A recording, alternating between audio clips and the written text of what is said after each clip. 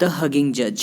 ली शैपेरो एक हगिंग जज है, यानी गले से लगाने वाले जज के तौर पर जाने जाते थे। वो यूएस के एक रिटायर्ड जज थे। ली का मानना था कि प्यार इस दुनिया की सबसे बड़ी ताकत है और वो सबको गले लगाया करते थे। उनकी कार पर एक स्टिकर लगा था जिस पर लिखा था, मुझे बग मत करो, सिर्फ हग करो। कई साल पहले ली ने एक स्पेशल बॉक्स बनाया था जिसका नाम था द हगर किट।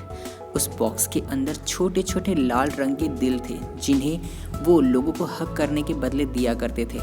हर हार्ट पर लिखा था, अ हार्ट फॉर अ हग। ली एक हगर के तौर पर काफ़ी पॉपुलर थे। उन्हें अक्सर सेमिनार कन्वेंशन में बोलने के लिए इनवाइट किया जाता था। वो सबको बिना किसी शर्त के प्यार करने की बात कहते थे। सैन फ्रांसिस्को में लोकल मीडिया ने ली को चैलेंज किया।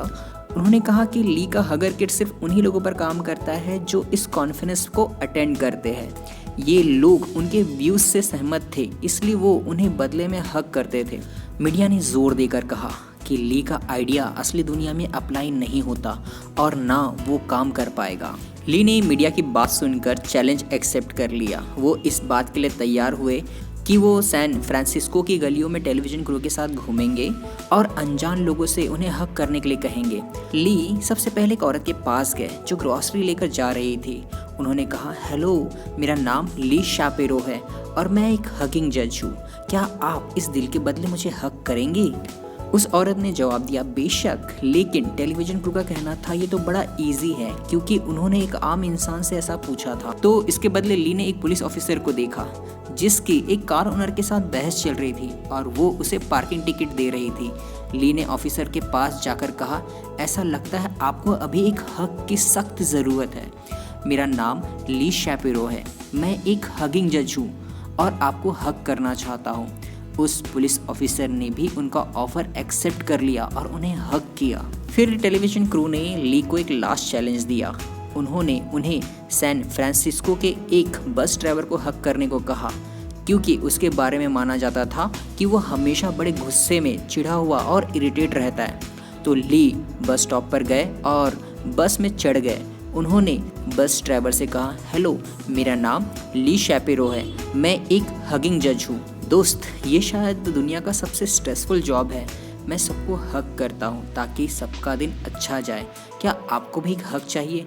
बस ड्राइवर, जो एक बड़ी दाढ़ी वाला हट्टा कट्टा आदमी था, उसने कहा, क्यों नहीं। फिर क्या, ली और बस ड्राइवर ने एक दूसरे को गले लगाया और फिर गुड बाय कहा। ये सब देखकर टेलीविजन क्रू बहुत हैरान था।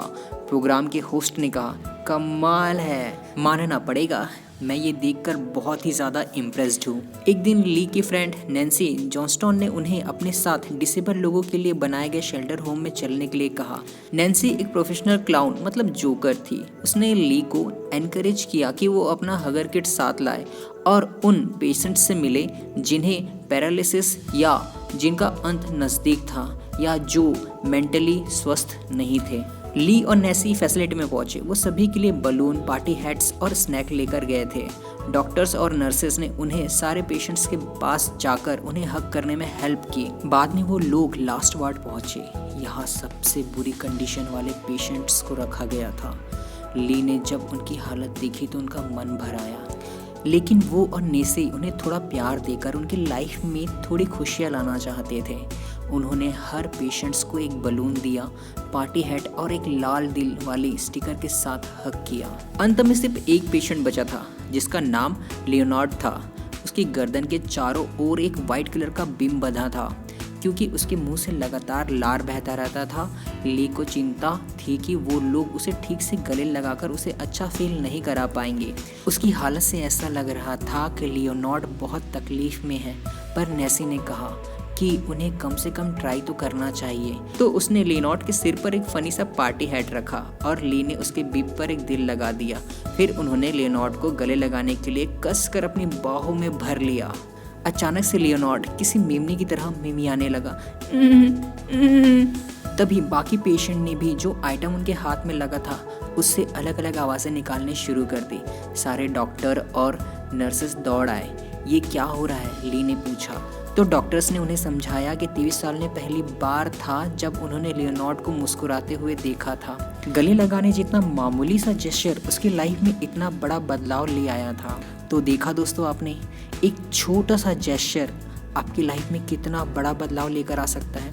कभी दिल से किसी को गले लगा कर देखिए, फील कीजिए, आपको पता लगेगा कि आपने उसकी लाइफ की आधी प्रॉब्लम सॉल्व कर दी है। एक सुकून का लम्हा हमारे लिए बहुत ही ज़्यादा मैटर करता है दोस्तों। तो दोस्तों, आज की इस स्टोरी से आपने क्या सीखा, प्लीज़ कमेंट करके ज़रूर बताइएगा। तो दोस्तों, आज के लिए बस इतना ही। अब मैं मिलता हूँ अपने नेक्स्ट स्टोरी में, तब तक के लिए bye bye and thank you for watching this video. This is Abhay signing of.